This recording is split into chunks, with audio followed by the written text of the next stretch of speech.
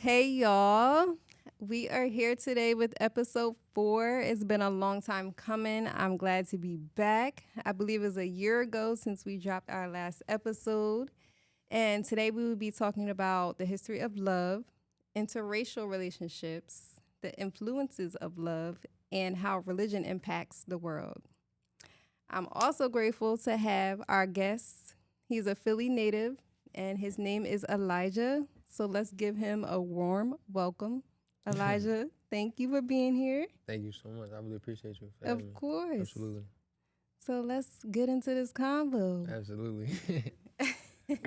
How you feeling?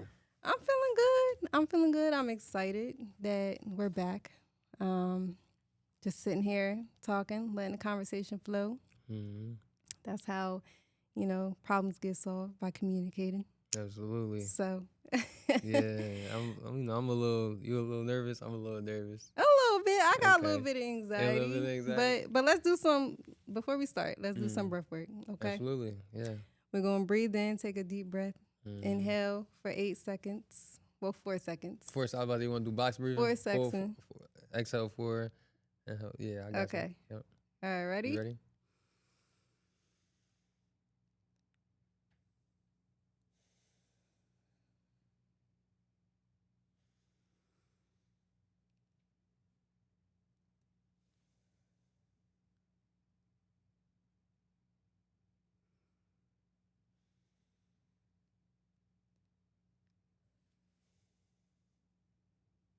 All right, let that energy flow out.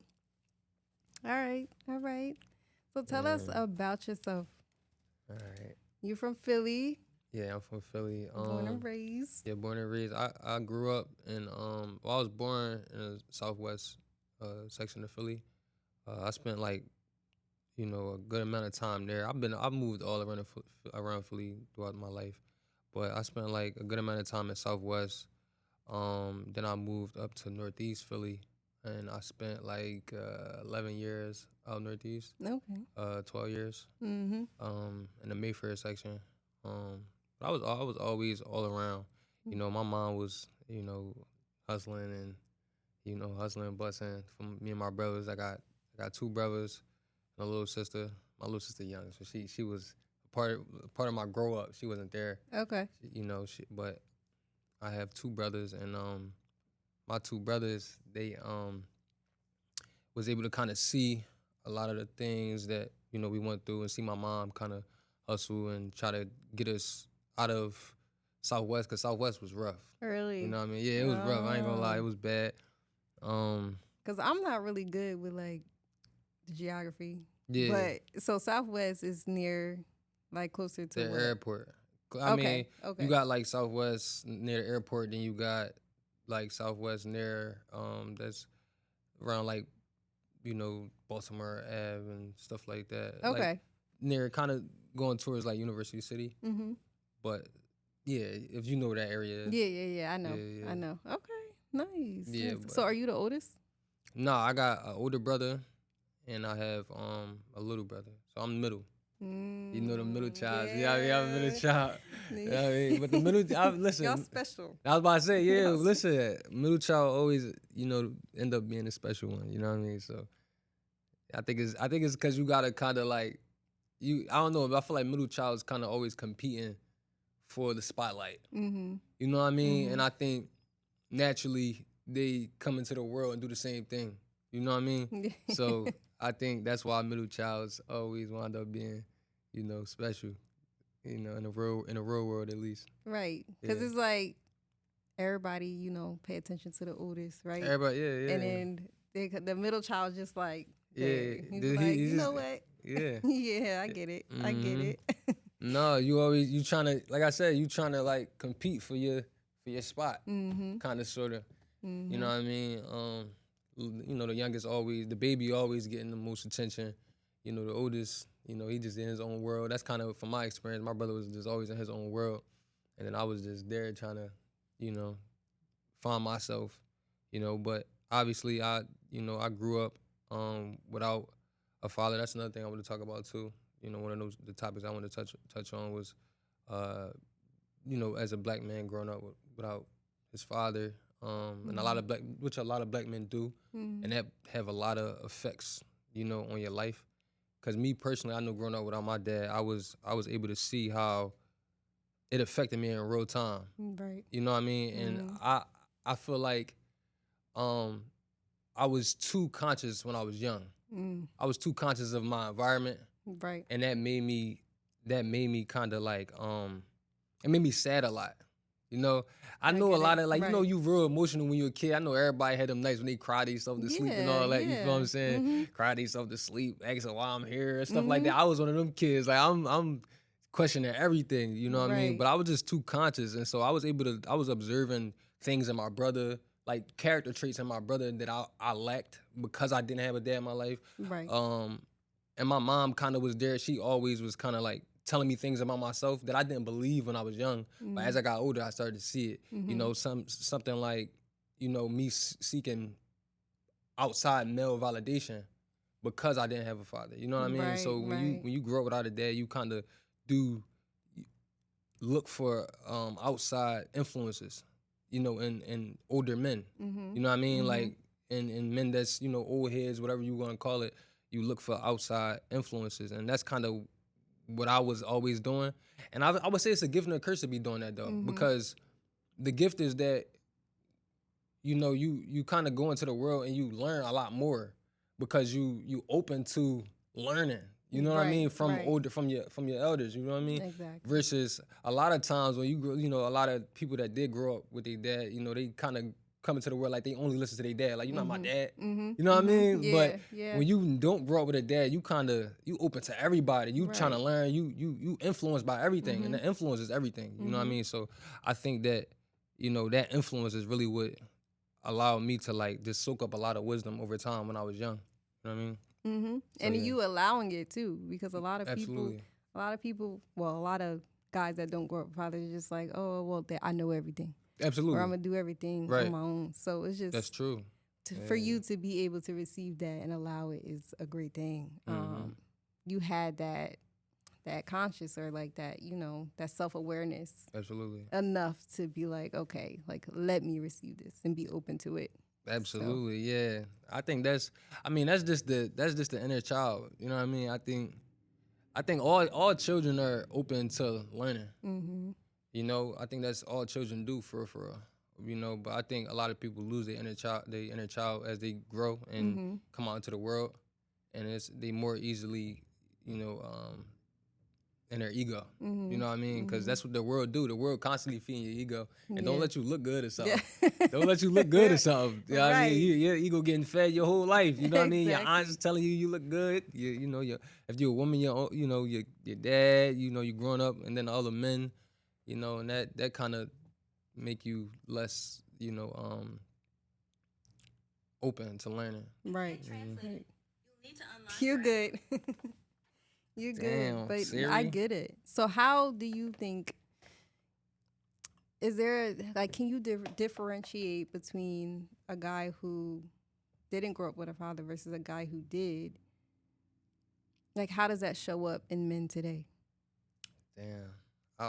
It's funny, I always be touching on these topics. So I would say, number one, it's really in how you respond, how men respond to things. And to be honest with you, I'm not really like a whole like men supposed to be like this, women supposed to be like that.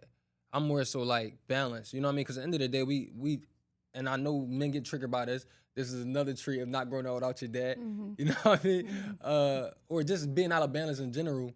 But us as men, we got feminine characteristics as well as masculine characteristics. That's everybody. Women have masculine characteristics, women have female characteristics. And I think that when you begin to accept that, that's when you can be a human and stop being a quote unquote man. You understand what I'm saying? You can be a human. And I think a lot of men suffer because they're trying to be the man that they don't even know what being a man look like. A lot of men don't even know what being a man look like because we didn't have a real man in our life. And so we move how we think a man should react or move in the world. Right. You know what I mean? Versus being a human being. You know what I mean? But that's because of societal pressures and stuff like that on what men supposed to move like and how they supposed to be. You know what I mean? But like I said, I think when the world kind of get out of this is how a man's supposed to react, this is how a woman's supposed to react, this is how a man's supposed to move, then we could kind of just come back to treating people like human beings and stop treating people like the gender. Right. Like you a man, you a woman, you know? Right. Because at the end of the day, men got emotions too. You know what I mean? Men, like, that's another thing, emotions. A lot of times we think that we not being emotional by being nonchalant. But being nonchalant is an emotion. That's an emotion. Yeah. That's yeah. the, everything that you enact within yourself, everything is energy and emotion. It's all emotions. No matter how if you moving in an angry way or you moving in a, you getting quiet, you feeling something within regardless. Right. You still moving emotional. Exactly. You still being emotional because like I said, all of these are emotions. Yeah. But like I said, we always saying somebody being too emotional. But what is that for real? You know what I mean? Because all of these are emotions. Everything that you feel is an emotion. It's energy and emotion. You had the thought first, then, So I think, like I said, I think we just need to come to terms with being humans and stop trying to be men. Because we really don't know what being a man look like. We just going based off of what society is making normal. Right. You know what I mean? We don't really know what it look like. But to answer your question, I think that I see a lot of men not comfortable, and like it's men that didn't grow up without their dad. They kind of are not. They go through a lot more emotionally when it comes to or mentally or even within their thoughts of thinking about what it looks like to be a man. Right. Versus a man that grew up with his father. He already have the foundation, so he already know what it looked like to be a man.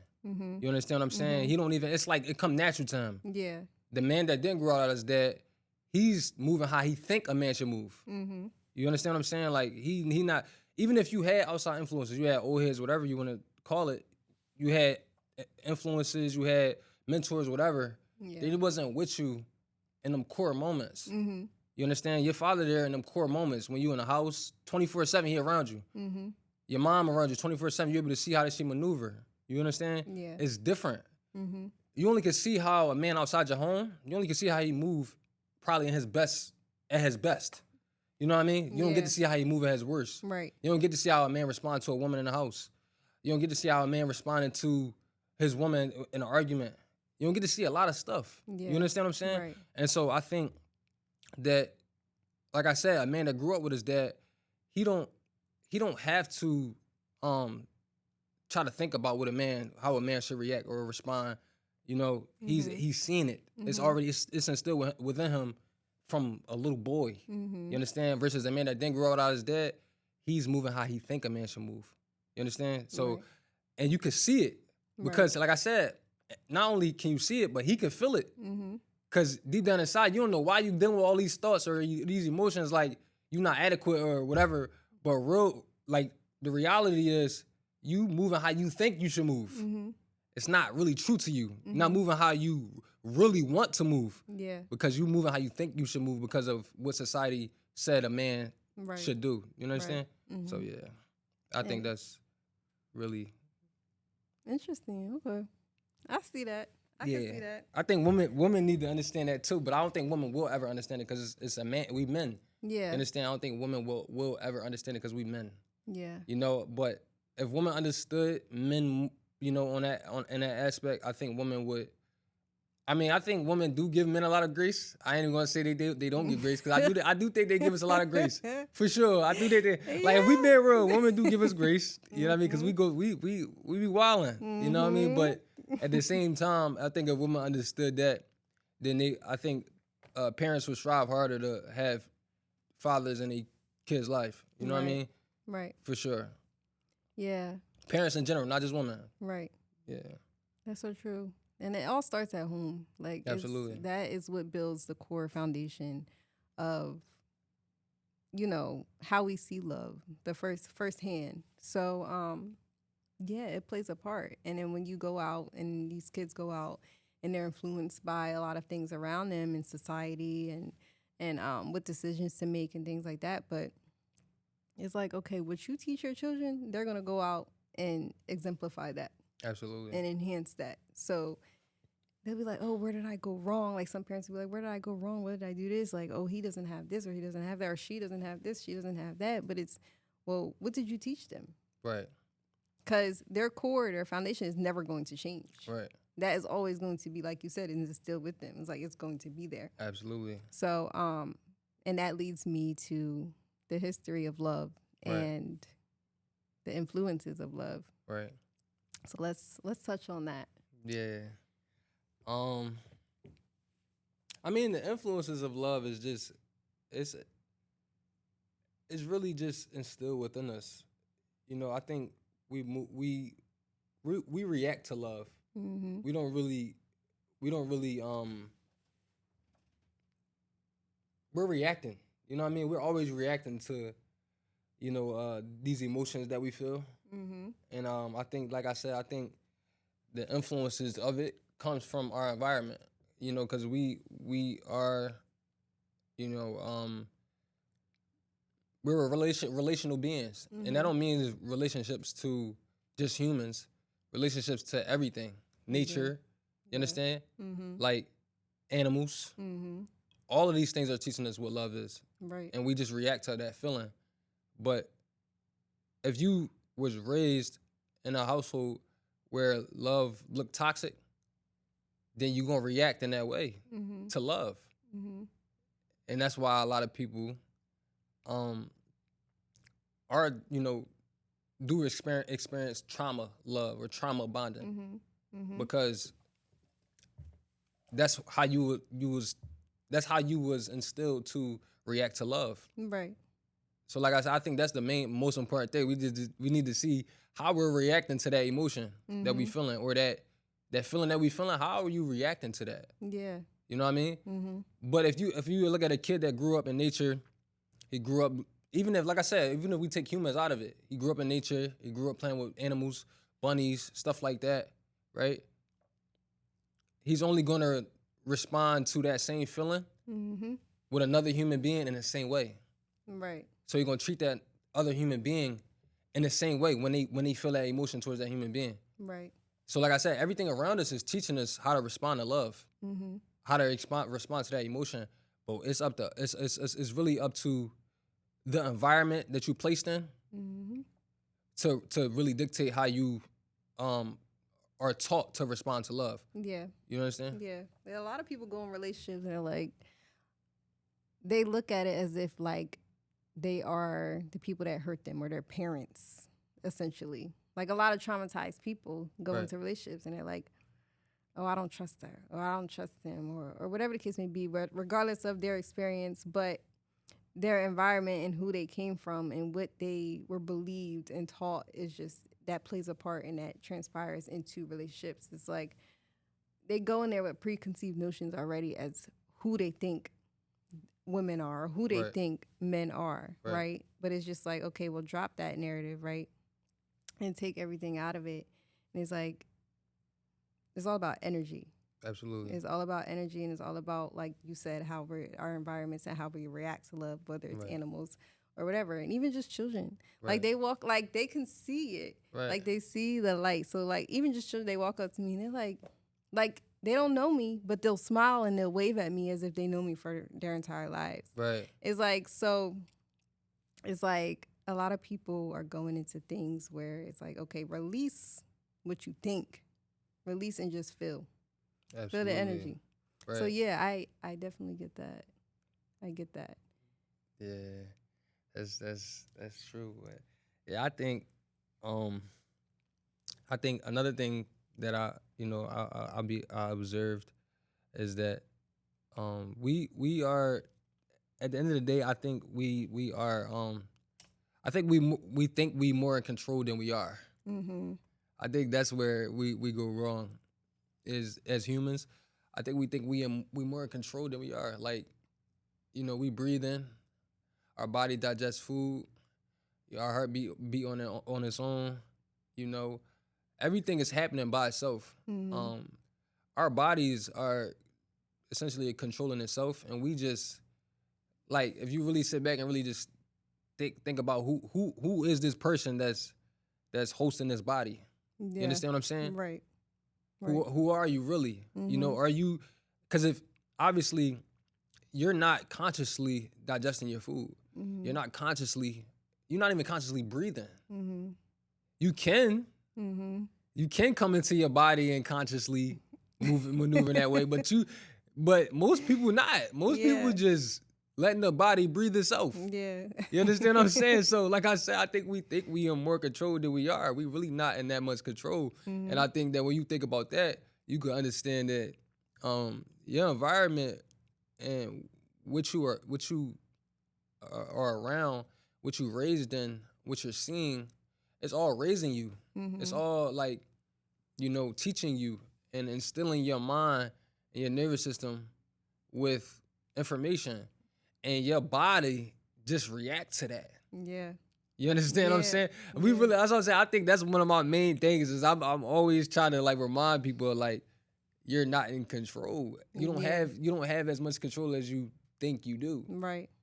You understand what I'm saying? Yeah. You didn't control where you was born. You understand? Yeah. We was all born in America, but it's somebody that was born in South Sudan that's going through the worst, you know what I mean? And who are you? Who are we to tell them to stop reacting to their circumstances the way they are? Because if we grew up in them circumstances, we'll probably react in the same way. Right. You understand? So I think that, like I said, we're not in as much control as we are. I think the only thing that you could do is consciously reprogram yourself. That's the only thing you could do, is really consciously reprogram yourself, because you can choose to not accept that your thoughts are true. You understand? You could choose to, and you can choose to imagine what you want to imagine. Right. You could choose to think what you want to think about. You know, you could choose to do these things. You're hosting. You know, you a co-host in this body. You a co-host. You're not full We're control. just renting. We renting a body. You feel what I'm saying? So I just think, like I said, the only thing you could do is consciously reprogram yourself.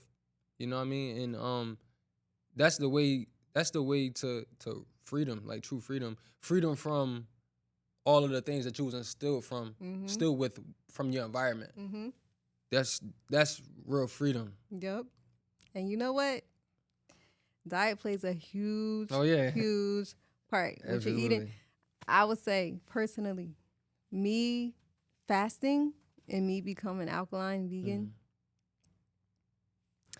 is a whole new world. Yeah. It's a whole new, and you talk about reprogramming and things like that. That fasting, because you realize, like, it brings you through so many emotions. It brings you through so many feelings, and you learn how to take control of your thoughts, absolutely, your actions, your reactions, and it'd be like, okay, this is not me. This is just something outside of me that's trying to attach to me, that is trying to, you know, deter me or push me into another direction. So when you're fasting, it's like you go through everything. Like, you're angry, like you're sad, like you're happy, you're rejuvenated. And I would say, because I did it for 30 days and I did it for 45 days, which is watermelon. And I would say the second week is like, okay, you start to feel it, right? And then but during that whole entire 2 weeks, you're going through those detox symptoms. The first week probably be like headaches, or depending on how bad of a shape your body is in. Right. You're going through headaches. You might throw up. You might, I don't know, you might start breaking out and things in that nature. And in that 2 weeks, you start to feel it. You're like, okay, I feel better, right? But I'm tired of eating just fruit. I need something else. So you got to get beyond that. And that's where the discipline comes in. That's where just the mindset, the mind control is just like, okay, I don't want to eat this no more, but I have to keep eating it. Like, I can't eat anything else, right? So it's like, it just pushes you to a whole new level, a whole new limit of who you are spiritually. It opens you up to many different things. So, and I know you were vegan for a short period of time.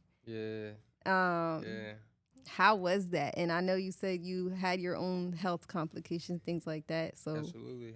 How was that lifestyle, and how did you overcome what you were going through? Um.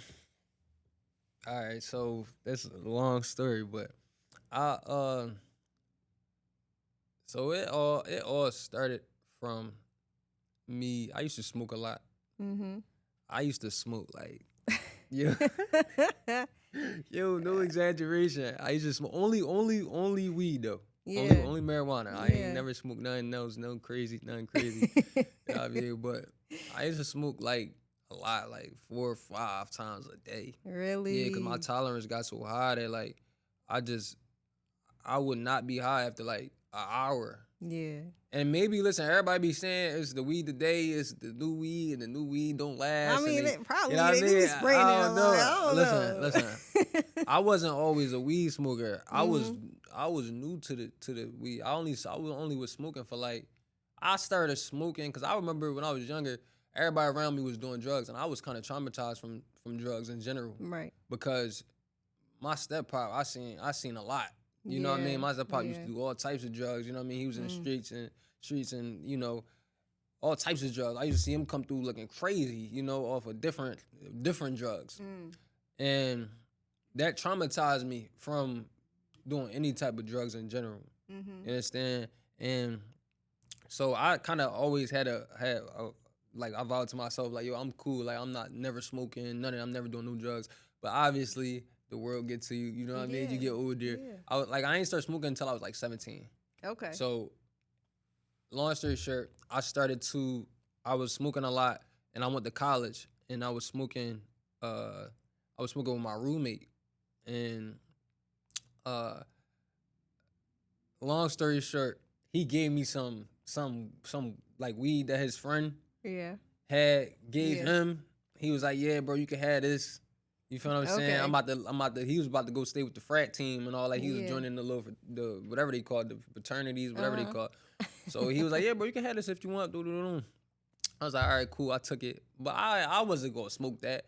But I ran out of my gas that I get from my weed man in Philly. Yeah. Yeah. So I ran out of it, and I was like, "Damn!" Like I ain't got no more gas left. Temptation got to me, and I mind you, I had this weed for like at least a week and a half. Yeah. I never touched it because in my mind I'm not touching that. I don't Right. know where that came from, but like I said, I was fiending, and so I ran out of my weed from Philly, from my man, and then I had smoked that. Mm-hmm.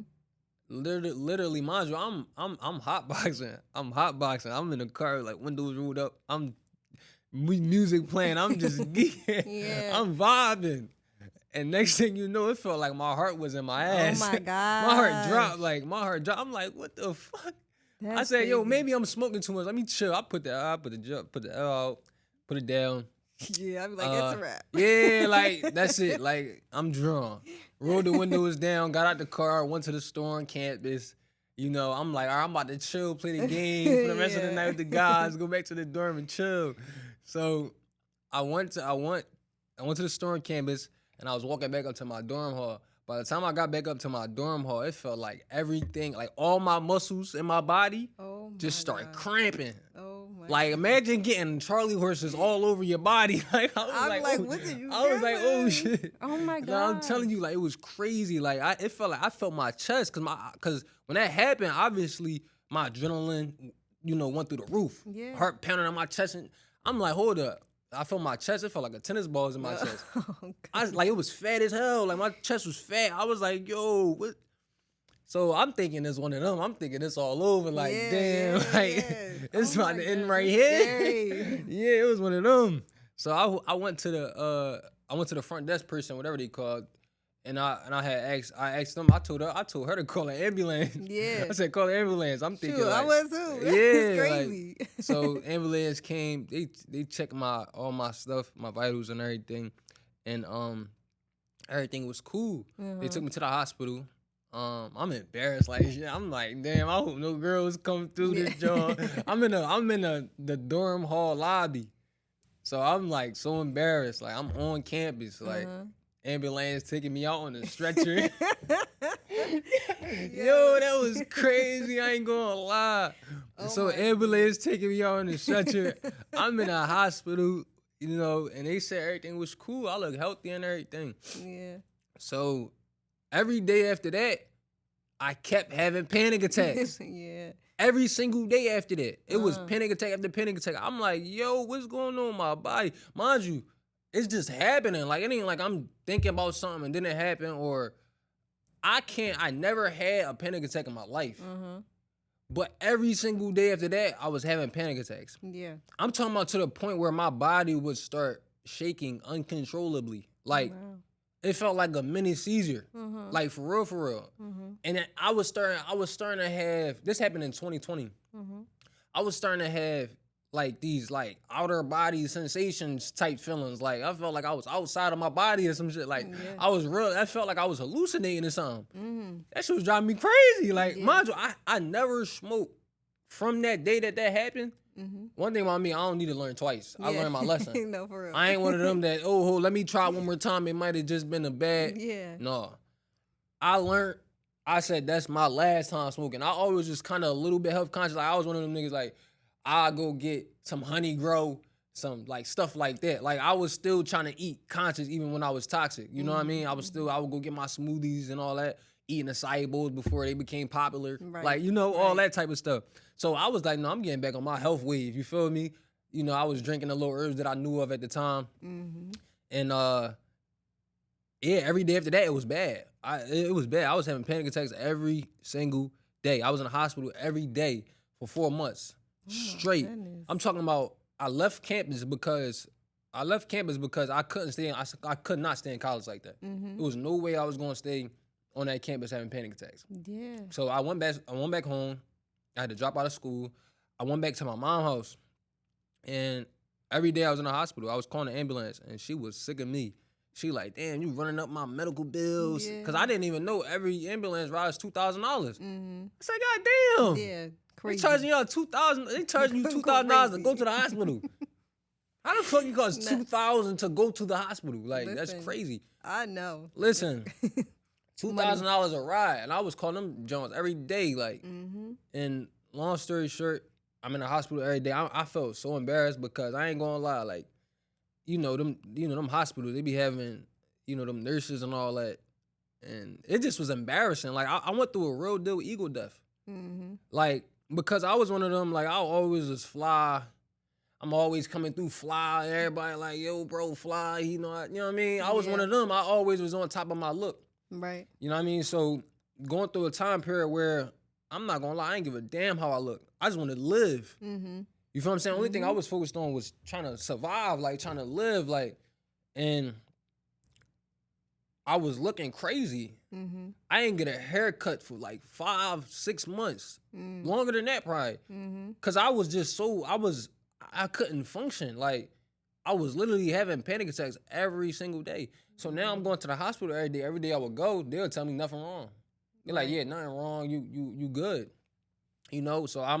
So eventually, after a while, and mind you, he keep taking blood work, which is terrible, because they making me anemic. They taking all of my hemoglobin. You understand? So that's making me more susceptible to like something that's real, like a real disease. You understand? So, but mind you, at the time I didn't know that though. I'm just trying to live. I'm just like, I'm in survival mode. So I'm just like, listen, take my blood. Like, I'm trying to figure out what's going on. They keep saying nothing wrong with my blood. Eventually, I had asked for a blood test. I asked for my blood results because I'm like, there's no way that nothing is wrong with me. You understand? Right. Mind you, every day when I would go, they was giving me perks. They was giving me Ativan. They was giving me Xanaxes. But I know what these drugs is because, like I said, I grew up. My step pop used to take all types of drugs. I knew what all these drugs was. Yeah. So in my mind, I'm like, I know how to withdraw from these look like. Like my stepdad used to go through withdrawals and be shitting like diarrhea. I'm talking about like damn near have to go to a rehabilitation center. You understand? Yeah. So I'm like, no, I'm not about to be stuck on these drugs. You understand? Like I already know how they get. Exactly. Mind you, I didn't even know hospitals because back then when I was younger, obviously.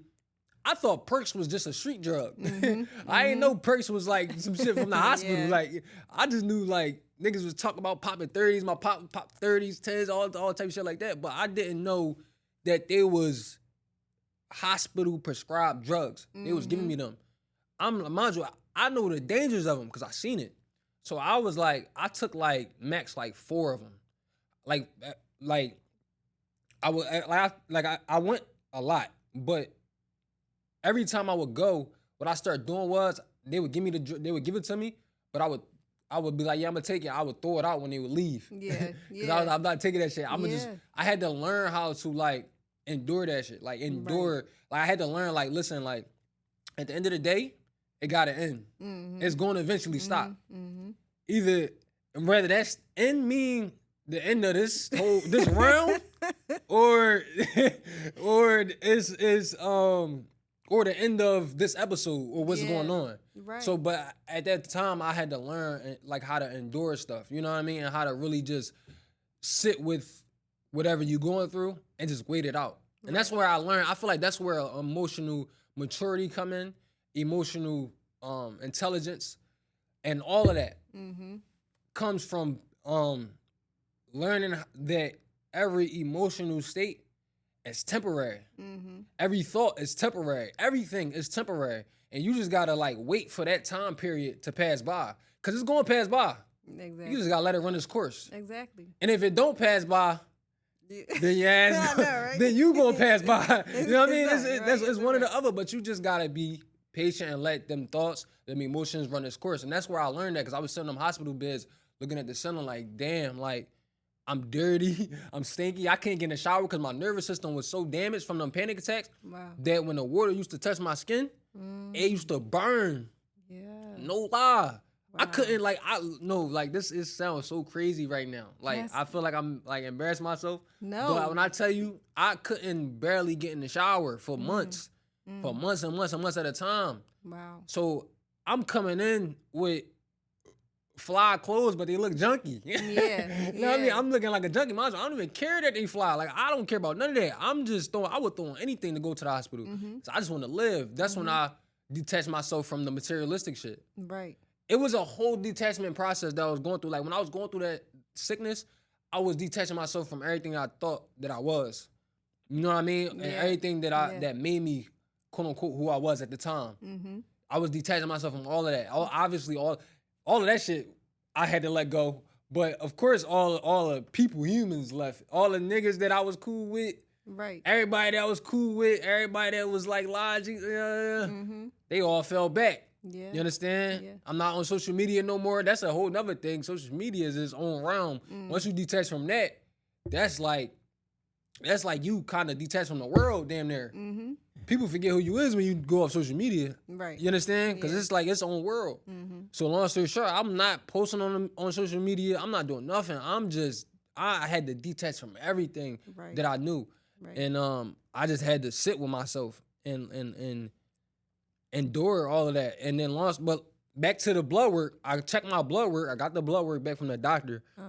The blood work, it was highs and lows everywhere. Yeah.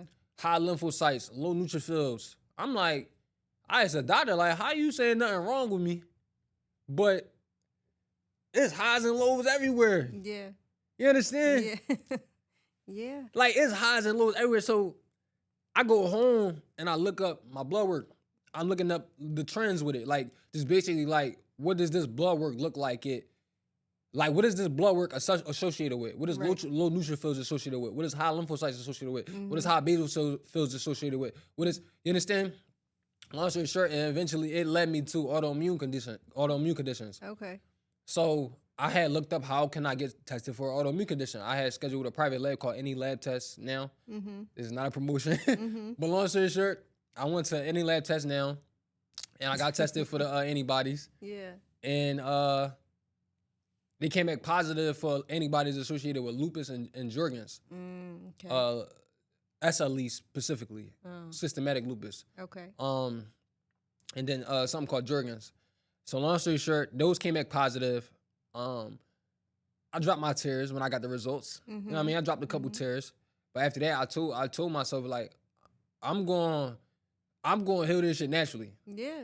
I ain't saying I'm healing it. I don't want to put them claims out there because I know a lot of people get. Right. But I'm going to get through this naturally. Like, I'm not about to go back to the hospital because I was already through with the doctors. Hospitals turned me all the way off. I was like, yeah, I'm cool. Like, y'all didn't let me go through this for months, telling me nothing wrong. I was cool off doctors. I ain't gonna lie. At that time, I was like, it got to be a natural way because I already kind of was conscious to the natural route, but I just didn't know much at the time. So I just started, I dove all the way in. All the money I saved up from when I was, just hustling and stuff, I put all that money towards my health. Right. I bought nothing but herbs and books, and I went through every therapy there was. I did homeopathic medicine. Like, I went to a homeopathic doctor. I tried hypnotherapy. Yeah, everything. I tried acupuncture. I tried chiropractic care. I tried what else I did? Muscle therapy is like the little thing they stick the stuff on you. How did you like acupuncture? How did I like it? Yeah. That's one of the best ones that I tried. Okay. Not like this from my experience. It's one of the best ones I did. Acupuncture and chiropractic care. Top 2, hands down. Okay. That chiropractic care used to make me feel just like more like in homeostasis. Like, I would get up and I would just, like, same thing with acupuncture. Yeah. It's like it would be like some type of sense of peace would come over my body when I would get up from them tables. It was just different. And the chiropractor I went to, it wasn't like one of them people you go in there, they just start pulling you every which way. They actually take an x-ray of your skeleton, see where you need like actual assistance in, like where your skeleton is having issues. Okay. And they literally gave me a whole game plan. It was like a 3 to 6 week game plan, and it was like twice a week, and I would go, and they would like adjust me, perform the adjustments. Okay. When I tell you, like, all of the nervous system, like, my nervous system was so sensitive, I couldn't even really wear shirts. I used to have to put my hand in, like, every little thing I'm super grateful for, because I used to have to hold my hand like this in my shirt to keep my shirt from touching my skin, because it would feel like some shit like burning my skin. Right. You understand? And don't let me wear polyester. Oh my God. My gosh. Polyester, yo, I used to be like, I used to play basketball in high school. I used to be like, how the fuck was I wearing them them Nike tights and all that? Right. How the hell was I wearing them Jones every day playing ball? I can't believe it. Them Jones used to make my skin feel like it was like burning, like on fire. Wow. But cotton felt a little bit more smooth for me at the time. It was smoother. Linen, cotton, used to feel a lot better on my skin. But that's what we're supposed to be wearing anyway. Exactly. So. Like, yeah, it was crazy. But definitely acupuncture and chiropractic care was the top 2 things I did. Hypnotherapy didn't do shit for me, I'm not gonna lie. The guy was trying to like hypnotize me. I think he's stealing money. He had the little shit on the screen and all that. That shit was corny. I ain't even gonna lie. I couldn't, like, I don't know. Maybe I'm just not, they say some people not able to get hypnotized. Maybe I'm just one of them. Because I couldn't even get into this shit.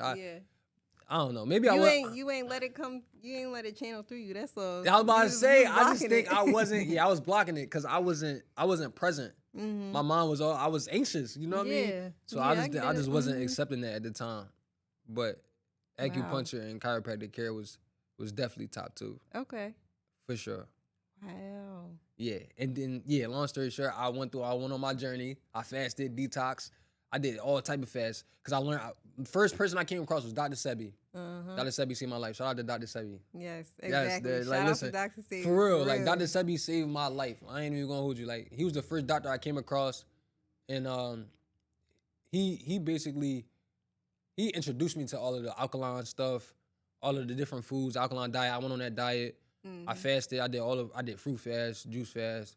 Juice fast had me feel like I was about to die. I ain't gonna lie. Like, I swear on everything I love. It was until I learned what that was. But long story short, I did the green food fast. I did all of that stuff. I dry fasted.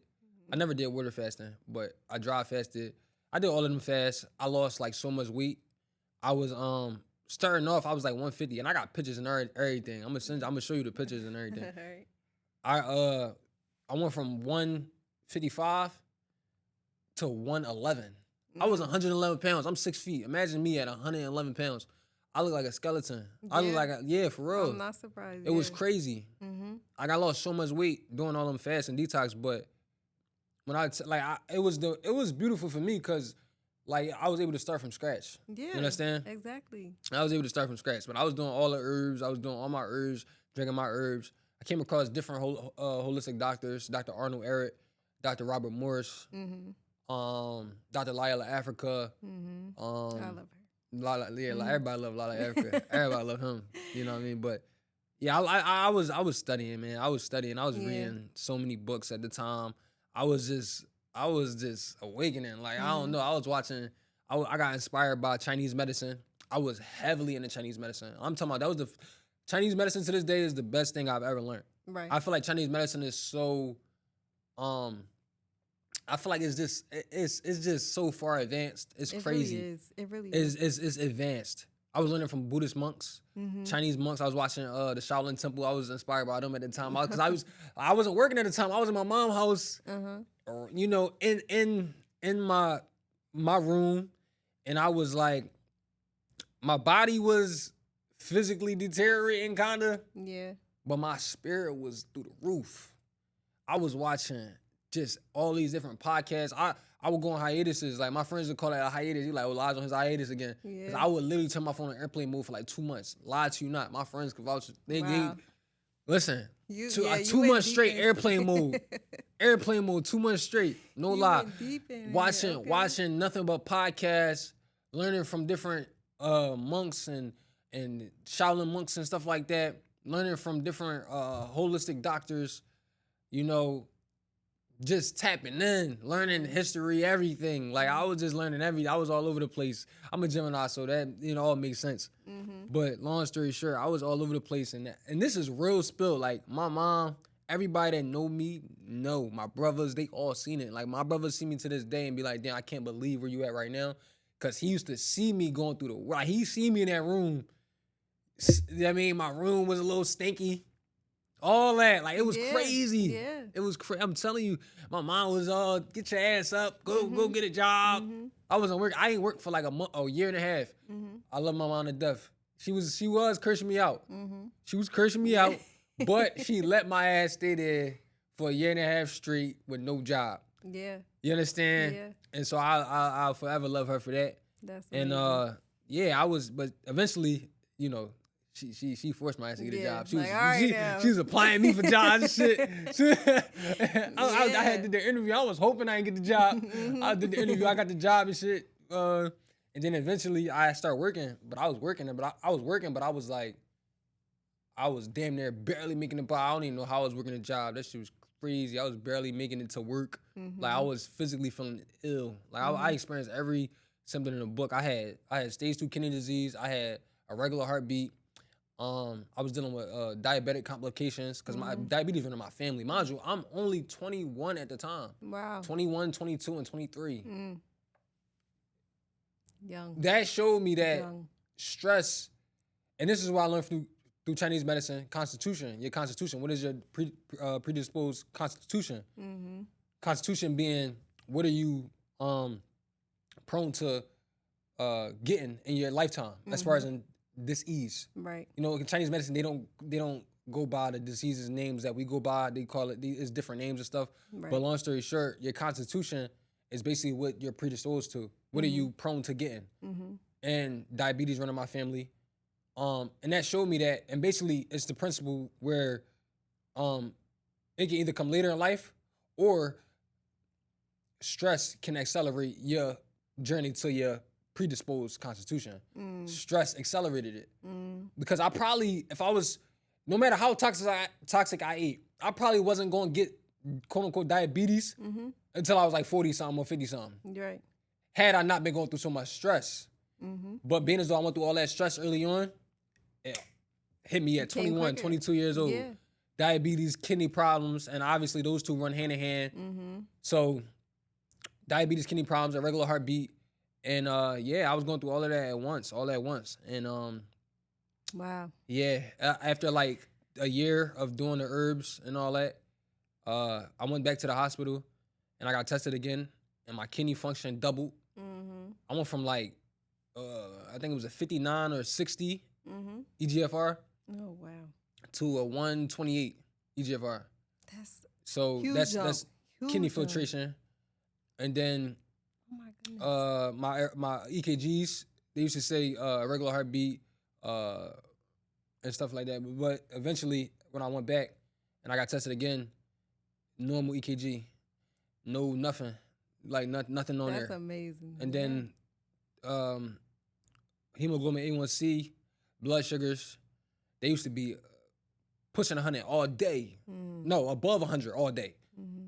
Damn near. I used to feel dizzy as hell. Yo, I used to feel so dizzy. I did not know why I felt dizzy. Yeah.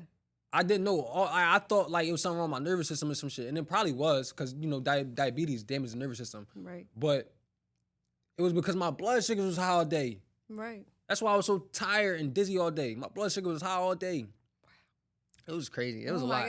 And that was your own spiritual awakening. Like, Absolutely. and then people don't realize like how tough that really is, especially like, and that's why a lot of people are scared of losing all that weight. So it's like it was a death and rebirth. So it's just like Definitely a rebirth. wow. It was crazy. Like, it was crazy. I don't know. That shit changed my life. Oh my goodness. So what herbs did you take I on a took consistent basis? so many damn herbs. I was trying everything. I ain't gonna lie. Some worked, some didn't. Mm-hmm. Like I ain't gonna say worked, but some resonated with my body and some didn't. Right. I took everything though. Yellow Dock, Cascara Sagrada, Coco Mecca. That Cascara is nasty as hell. That shit bitter as fuck. I have to Yeah. Oh my goodness, that taste is so bitter. It's crazy. Yeah, Cascara Sagrada something And else. it stays in your throat. It stays there. You gotta like wash it down. Like you gotta. I don't know. It overpowers every other herb. Everything. It's so like bitter. But yeah, I took every herb in the book. I was learning from Dr. Sebi, so I took all the herbs that he was not all of them, but I took a lot of the herbs that he was recommending. Blue vervain. Yes. Good for the nervous system. Yeah, valerian root, contribo, everything. Dandelion root, cat's claw, reishi mushrooms. Okay. Turkey tail mushrooms, nettle root, not just nettle leaf, but nettle root too for my prostate. That's for men. Right. Saw palmetto.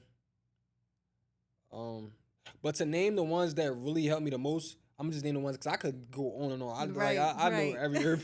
I did probably know every herb in the book. Barberry was crazy. I ain't gonna lie. Barberry root. Diabetes. That's for diabetes. Diabetic patients need to take barberry for sure. But but I ain't gonna say that though because I ain't gonna lie. Like if you on metformin, you could hurt yourself. You know what I mean? Because it really lowers the blood sugars like a lot. Like it really prevent your blood sugars from going too crazy. And it really lowers blood sugars. Like if you take it before a meal, or even if you just take it in general, it'll lower your hemoglobin A1C. Barberry root is very, very strong. And you think Cascara Sagrada nasty? Taste barberry. Oh my God, it's so I don't nasty. think I'm ready. I'm telling you, barberry root is something else, man. That one helped with my blood sugars though, for sure. Barberry, blue vervain, sarsaparilla. That's my favorite herb. I love that. I don't know what it is about sarsaparilla. Sarsaparilla is like it give you a hug, like just make you feel like just good, like so much energy and stuff. I love sarsaparilla. Yeah, it is. Yeah, and another one too, purslane. Purslane is more of you like about the green. Yeah, it grows wild. Yes. My Bev gave me some. Yeah. And I ate some of that. I was like, oh, it made my whole body feel warm. For real? My entire body. It felt great. Like, I was like... I never had purslane before. I know what it is, but I just never had it. Oh, my goodness. You gotta... Taste? Yeah. It tastes like... It gives me a taste of, like, watercress. Or I hate watercress, though. It's nasty. Watercress it's nasty. like... Arugula and watercress mixed together. Okay, I love arugula. Yeah, so it's like that, like kind of like that peppery type of taste, but then it has like that watercress look, but then it's like not as strong as arugula. Okay. So, but it made my whole body feel warm. It felt great. I was like, oh my gosh, I need more of this. Like, but yeah. So that's wow. Yeah, so you've been through hell and I've been through back. the slums. Yeah. You hear me? Like, I done been through the slums. I done been through everything in the world. Like, I don't think it's something that I didn't see. Right. Shit. For Wow. real, like in the world in general, like I done been through so much shit. But I think that's what really just made me kind of like more wise. And this is all about what I got access to at the time. You know what I mean? Like, cause we all like got access to so much information. You know, all that knowledge is in our DNA. Mm-hmm. You know, DNA is information, but they don't never tell you what is that information in the DNA like. Yeah. They don't tell us what's in it. They just say Yeah. it's information. DNA is the information pool, but it's like what's in there? What's the information in there? Right. You understand? So it's like it's just about what I got access to at the time. Sometimes, you know, you learn stuff and you know, you forget about it over time because you're not sharpening that consistently, but it gets stored. Right. You know what I mean? And then certain things could trigger it to come out. Same thing like diseases. Mm-hmm. Same thing with diseases. Mm-hmm. You know, it's stored in there, and then all it takes is a stressful time period in your life, and next thing you know, you got start dealing with some type of disease that was already there. It just got triggered. Right. You know, just how diseases can be passed down through through our ancestors. Why can't knowledge and wisdom? You know what I mean? And why can't like different, like we always talk about the bad things that can be passed down from our ancestors, but what about all the positive things, all of the information and stuff? Like it's like where you think your thoughts coming from? Exactly. You understand what I'm saying? Exactly. Like you know, like we all bouncing thoughts off of each other. Like we all in this whole huge quantum field where it's like a million and millions of thoughts just circulating, and we just bouncing the thoughts off of each other. You know. Right. Getting them from each other and stuff. Exactly. And you tapped into that information. It's That like you're information listening. field.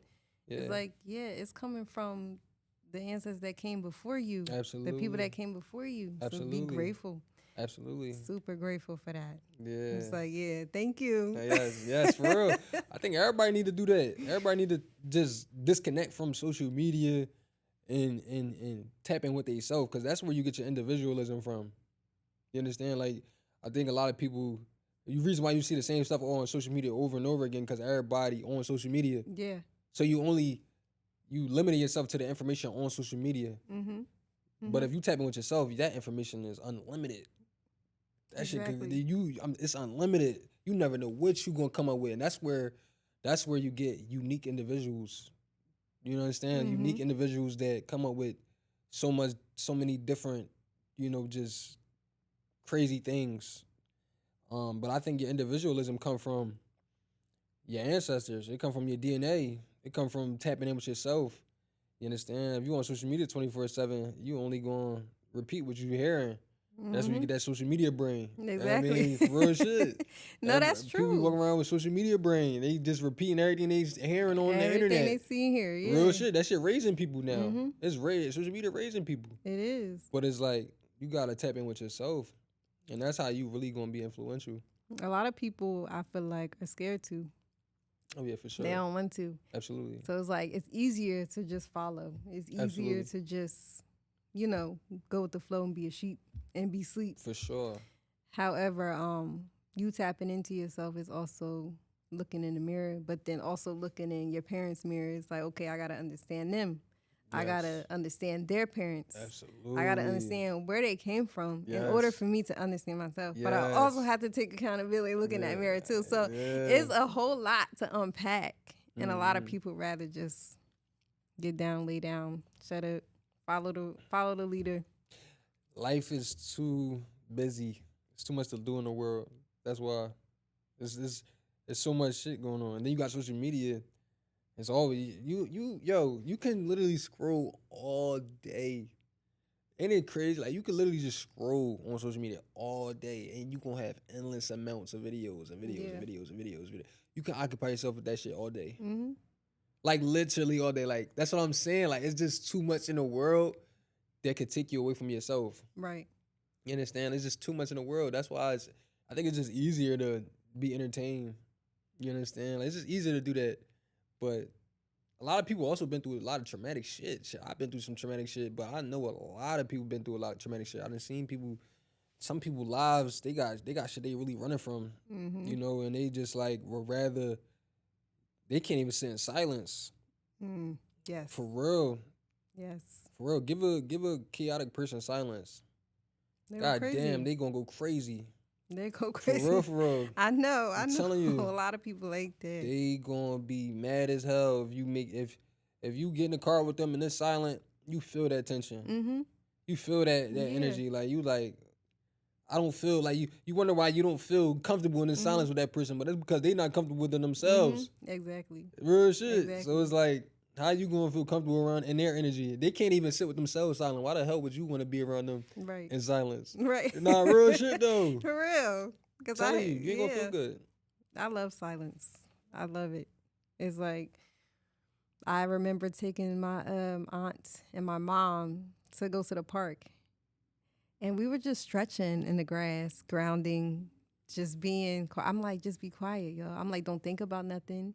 I'm like, let it all go. They lasted about, my mom was okay. She was cool. Like, she was just going with the flow, right? My aunt, she lasted about like 1 minute. Like, I promise you, it was 1 minute. And I'm like, oh my goodness. Damn. But I know people, they're fighting battles. They're fighting their own thoughts. They're fighting themselves. So, Absolutely. I get it, but I get it. And I think diet plays a big part with that too. Because it just allows you to balance everything, your heart, your mind. Yes. Yeah. Everything. So everything is in one accord instead of like one is in one place. Like if one is off, like your brain, let's say your brain, your heart, and your gut, it all is connected and works together. Absolutely. And if one is out of whack, they're all going to be out of whack. Yeah. And I think that's why a lot of people out here just doing crazy stuff and doing all this, you know, stuff that they can't control themselves because they don't know themselves. Absolutely. So it gets deep. Yeah, and it really does. It gets tricky. So you, as far as in your upbringing or your spiritualism and stuff like that, do you feel like it just came natural to you, or is it like did you grow up in it, or did you acquire this like type of serenity within? Like, did you acquire over time, or did you grow up in it? Do you come from like a family that kind of created the environment for you to be who you are, or did you have to create that environment for yourself? I think I created that environment for myself because even from the beginning, I was a preemie. So my mom, the night that she had me, the doctors had told her that she couldn't eat pizza anymore. She loved pizza. She ate pizza like every day. And she went, when they told her, she got so upset. She started crying. She was upset. That night I came in December and I was supposed to be born in February. Right. And she had me. I was ready to go. I was face down and everything, like ready to come out. The doctor was like, and she wanted to get an epidural because she was like, I don't want to go through this. And they were like, no, we can't give you that right now because I think it was something with like she needed a steroid shot or something like to strengthen my lungs or whatever. Right. So I came that night. Like she was so distraught and so upset, and I came that night and I was thinking, I told my mom, I was like, that just showed me right there that I'm not here to deal with stress. I'm not here to deal with any negativity or anything that is low vibrational. So it's like I came here at that time for a specific reason. I came at that date for a specific reason. So, and my mom's side of the family, they're very like, they are Christian, but like they're not like in church every Sunday, right? They're not like that. Like we went for like Easter and things in that nature. But I would say I was the only child until I was 16, and my dad had 2 children outside of my mom, like not with my mom, but I was my mom's only child. So I was alone a lot. Like I would have to make my own everything. I would have to be my own entertainment. I would have to, in my own thoughts and things in that nature. Right. So, I feel like I was a very old soul from a young age. So I feel like the spirituality was already there and within me. And then it just awakened even more and got stronger as I got older, and especially me going through my own spiritual awakening, maybe 2 spiritual awakenings, and then it's me changing my diet too. That played a huge part. So it was just like, it was always in me. It was always there, and I came here for a specific reason. But it took me actually going through that spiritual awakening and then also changing my diet, which wasn't accepted by my family, by the way. Like, I was bullied. I was definitely bullied. Me too. Shit. So it's just getting through that, but then also just keeping the faith. And like, I can't see where I'm going, but like, I'm just moving off what I'm feeling or what the Most High is telling me to do. Right. So, and I've always been like that.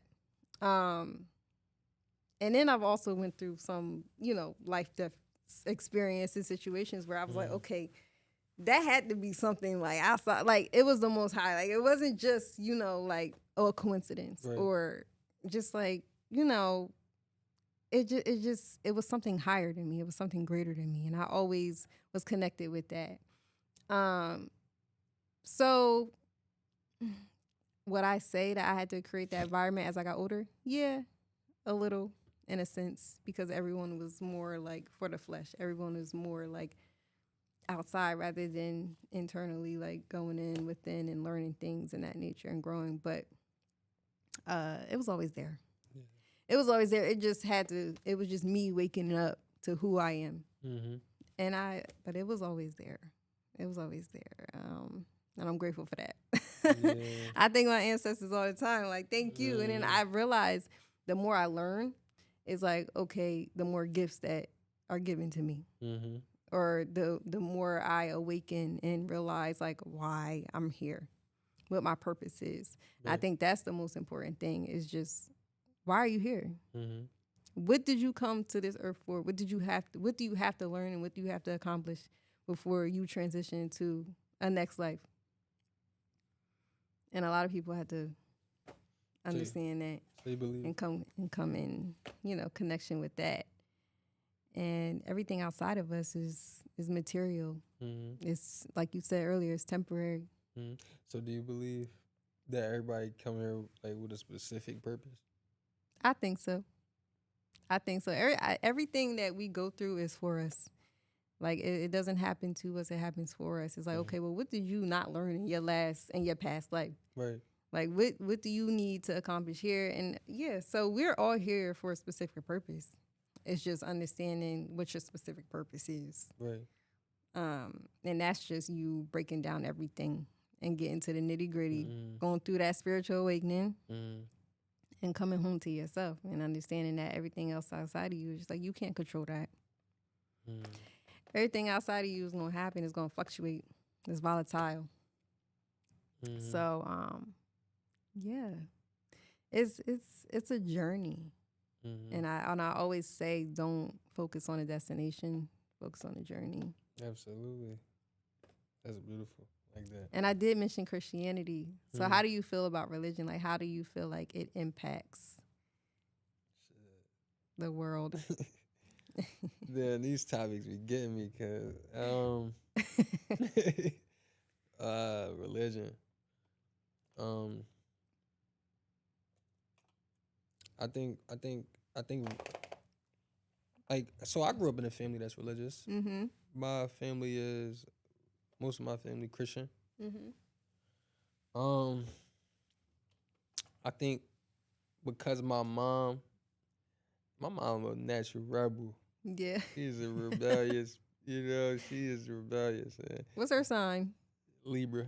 Oh, okay. Yeah, my mom she is strong, strong woman. She ain't going for nothing. But on top of my mom being like a very rebellious person, very strong woman, I think myself, me being curious, very curious as a kid, I wasn't one of them kids that was like in his own world just doing whatever. I was like wanting to be around the adults, asking questions and shit, annoying the fuck out of them. So I used to go to church and I used to ask all these questions. Yeah. And they used to be tired of me. My aunts, my grandmoms be tired of me. That's how you learn, though. And yeah, that's what I'm saying. Like, they used to be tired of me. And I don't know. I think for me, this is my personal opinion. I just think for me, religion just didn't answer enough questions for me. Mm.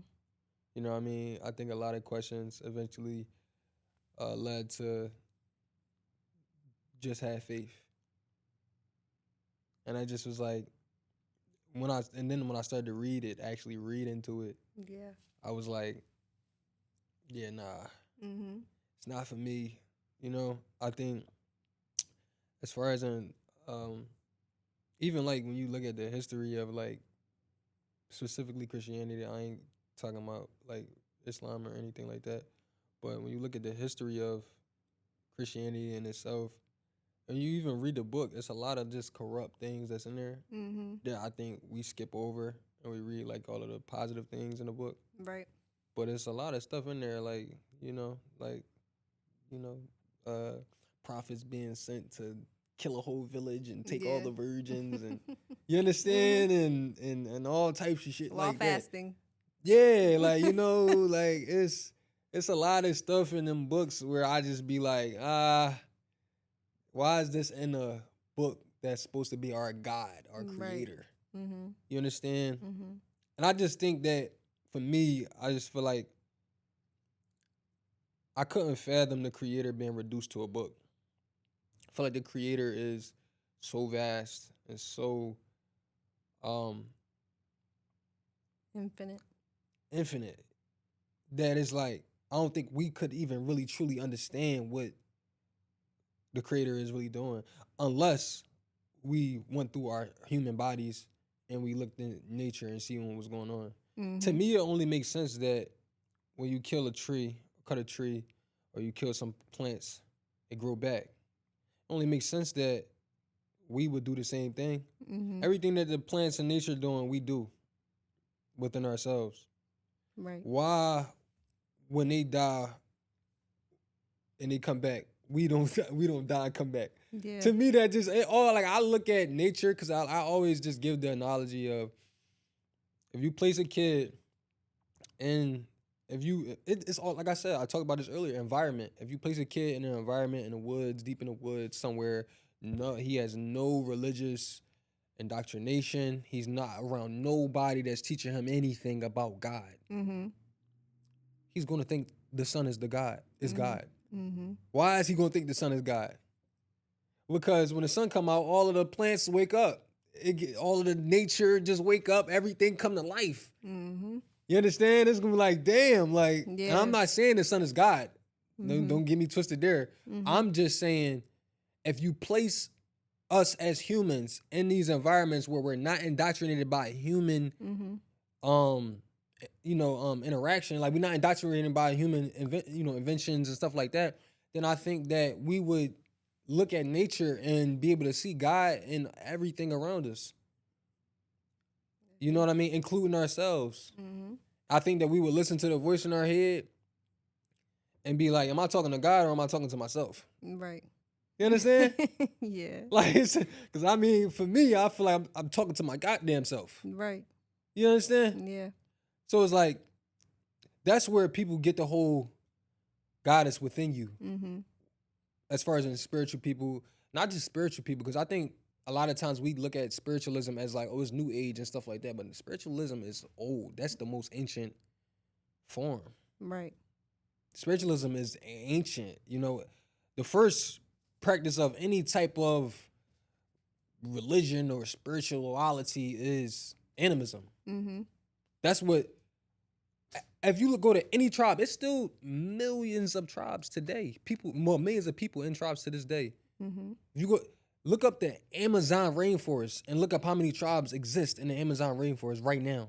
Mm. Mind you, if you got dropped off in the Amazon rainforest right now, they'll tell you that your chances of survival is very slim. Mm. But these people know how to survive in the Amazon rainforest. Yeah. Yeah. Who you think their God is? Right. Be realistic. Like I'm telling you, we look at life and we only think about the history, but we could think about today. There are real deal tribes today that's not indoctrinated by our beliefs. Mm-hmm. We're too conscious. You know, this is one guy had said, consciousness. I think consciousness is kind of what plagued humanity in a sense. Yeah. I don't believe that in a sense. I don't believe that totally. But I do believe our consciousness kind of made us too caught up, too caught up in our egos. Yeah. Because that's why we believe that we could, judge people and tell somebody that this is not the way to live, this is the way to live, and this is what it is. That's why we believe we could do that. It's our consciousness. Yep. We think so conscious, right? And we're so intelligent, more intelligent than the people that's able to survive in the Amazon rainforest. But we can't go to the Amazon rainforest to survive. So how intelligent really are you really? Are you intelligent by the world, the modern world standards? College, grammar. Are you intelligent in that way? Or are you intelligent in the real world? Reality is outside. That's reality. That's real intelligence. Being able to maneuver outside. Because guess what? Nature will kill your ass. Nature will kill you. Just as much as nature will save you, nature will kill you. Yep. But that's the balance though. Because that's everything in this whole realm and this whole world is about balance. But the balance is this world will kill you and it can also protect you. But it's about what you know. It's about intelligence, real intelligence, not the intelligence that you learn in the classroom. It's about the intelligence that you can go out there and survive. And that's not just survival, that's intelligence. We look at it like it's survival, but it's real intelligence. That's real intelligence. You understand? So that's where my mind was since young. That's why I wasn't able to really get fully into religion, because I knew that there was a real world outside. Right. You understand? Right. That's what I was more into. I was more into the people that could teach me how to survive in nature, how to become cool with animals and insects, and yeah. You understand how to communicate with animals and insects and the sun and the moon and the trees and the plants, how to garden, how to grow this and grow that. I was more interested in people like that. I feel like the more you get into that, it's like the more I see people change their diet and eat healthier and get into nature, it's like it drives them further away from religion. It really do. I see it all the time. The more somebody get into nature and all of the stuff in the real world, the further it drives them away from religion, because they begin to become more free. And you stop being in a box, because that's kind of what it is. It's kind of like a box. And this is like I said, this is all my opinion. I'm not trying to convert nobody. Listen, I'm cool off that. I don't be on that vibe. I ain't trying to tell nobody, don't be religious, because at the end of the day, you human, and it's love for everybody. You understand what I'm saying? I move like that. I move like I don't identify people by your box, your label. I don't ask somebody, what religion are you? And then judge them based off of that. I don't do that. Yeah. You understand what I'm saying? Right. I just have my own reasons why I don't indulge. Right. You understand what I'm saying? Exactly. And these are the reasons why. It's because, like I said, it's just too much. Then you go to the Navajo tribe down in Arizona. The Navajo tribe still exists. Who's their God? When you look at people that really live in the real world and you ask them and you see if they're religious, they're not religious. They're not. Only people that's religious are the people that's indoctrinated by the world, by society. That's the only religious people. That the people that then got colonized and indoctrinated by society. The more you come into this world, because it's two different worlds, right? Like I said, there's millions of people in this world that's in tribes that don't even know all of this shit exists. Podcast equipment, all types of shit. They don't know none of this shit exists. They don't know what any of this is. Right. It's two different worlds. You understand? When you come into this world that we in right now, you see more religious people. Right? But when you go into their world, it's barely any religion. Yeah. And they live in the most natural it should be. Yeah. They live in a world that everybody complaining about jobs, everybody complaining about this and that, and we talking about how we done with this world. Right. We want to go live in nature and just be free. They live in that world. Yeah.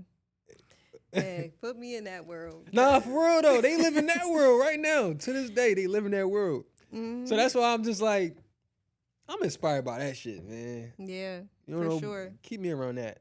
Exactly. For sure. That's where I'm at with it, as far as in the religious thing, you know. Yeah. I don't. Do I believe that there's truth in every religion? Yes. Absolutely. But I do not believe in religion because I believe that it is a social construct. Like Absolutely. you said, it keeps people in a box. It Right. keeps people controlled. Right. But I'm heavily into spirituality. Absolutely. Yes, I am. Because I think that's just within. I don't think that's something that can be like taught. You don't get taught spirituality. Spirituality is more so like an individual journey. It's like everybody express differently. Everybody express themselves differently. You understand what I'm saying? And I think that's just the most natural way it should be because everybody's different. Right. You know, I don't think nobody's supposed to eat the same diet. You know, I always ask people this question: if everybody believed what you believe, thought what you thought, and felt how you felt, would you be satisfied with the world? No. You would not be satisfied. No. Because you wouldn't learn shit. Exactly. You wouldn't be able to experience nothing else. But everybody act like they want everybody to believe what they believe and think what they think. You really, truly don't want that. You don't want that. Because if you did, if you had that, you wouldn't be satisfied. You would be stagnant. Right. And what happens with stagnation? Death. Nothing moves. Exactly. Death. Exactly. When the blood stop flowing in your body and them lymph fluids stop flowing in your body, you know what I mean? And your heart stop. That part. Death. Real shit. It's for So real. we supposed to be diverse. The world is supposed to be diverse. Everybody's supposed to have different beliefs. Everybody's supposed to have their own individuality. And that's the way I look at spiritualism. Because everybody is different. You understand? So that's where I'm at with it. That's where I'm at with it. For sure. Wow. This is a great conversation. Yeah. A great conversation. Yeah, for sure. I feel like I was rambling a little bit. I'm No, sorry. you weren't. You were dropping gems. So that's cool. All right, cool. That's so good. Oh my Yeah. goodness. Wow. Yeah, that was great. Whew. Okay. This Yeah, I is was a about great to say, yeah, I know that. conversation. Huh? This is a great conversation. No, it definitely was a great conversation. And you know, I could go on and on. I know you could go on and on. You know what I mean? Exactly.